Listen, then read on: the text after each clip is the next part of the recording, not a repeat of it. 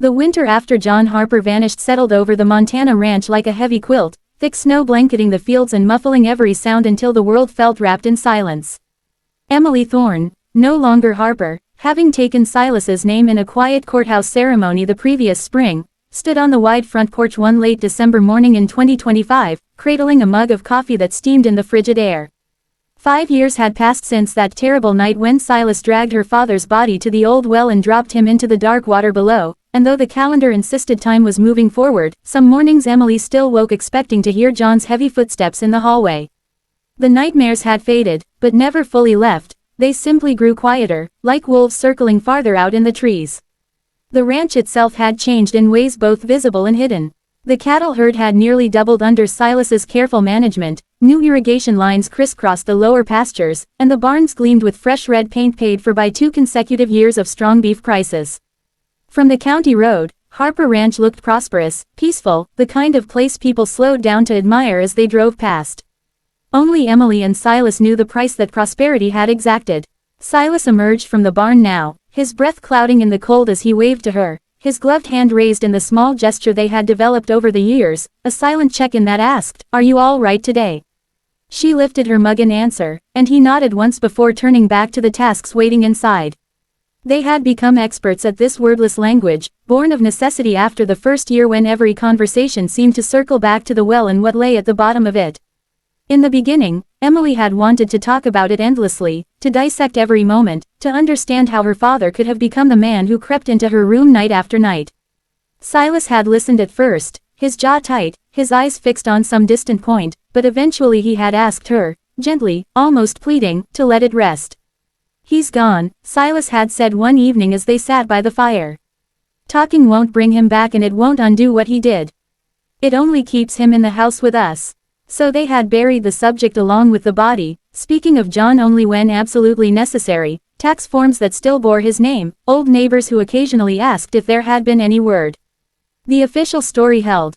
John Harper, grieving the loss of his wife even decades later, overwhelmed by the isolation of ranch life, had packed a bag one night and driven away, leaving a brief note that said he needed to start over somewhere new.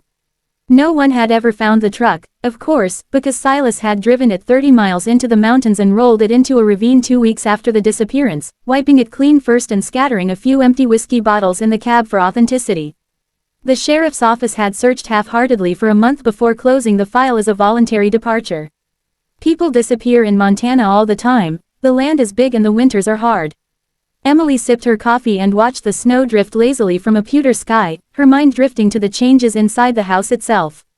They had gutted her old bedroom the spring after everything happened, ripping out the creaking floorboards, replacing the door, painting the walls a soft cream color that caught the morning light. She slept now in the large master bedroom that had once been her parents', while Silas took the smaller room down the hall, the same room John had used. It was Silas's choice. He insisted he rested better there, closer to the front door in case anything ever happened. Emily suspected the truth was darker. He wanted to occupy the space her father had tainted, to override it with his own presence. Some nights she would wake to find him gone from their bed, and she knew without checking that he was standing at the window of the old room, staring out at the well behind the barn, rifle propped nearby even though there was nothing left to guard against. The first real crack in their carefully constructed peace appeared 3 years after the disappearance, when a drifter named Cole Ramsey showed up looking for seasonal work. He was young, maybe 22, with a quick smile and references from ranches down in Wyoming.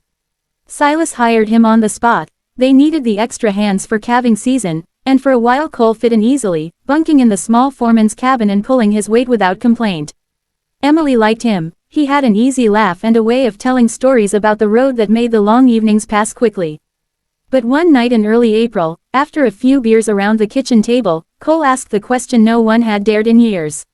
"Whatever happened to your dad, Mrs. Thorne? Folks in town still talk about it sometimes." The room went still. Silas's hand tightened around his bottle until the glass creaked. Emily felt the old panic rise in her throat, the same choking sensation she used to get when the bedroom door eased open in the dark. She managed a shrug and said, "He left. That's all we know." Cole nodded slowly, eyes flicking between them.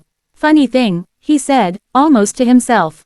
"I worked a place near Bozeman last year, and there was this old cowboy who swore he saw Mr. Harper in a bar in Billings, drunk as hell and talking about how he'd never go back to that cursed ranch. Silas stood so abruptly his chair scraped loudly against the floor.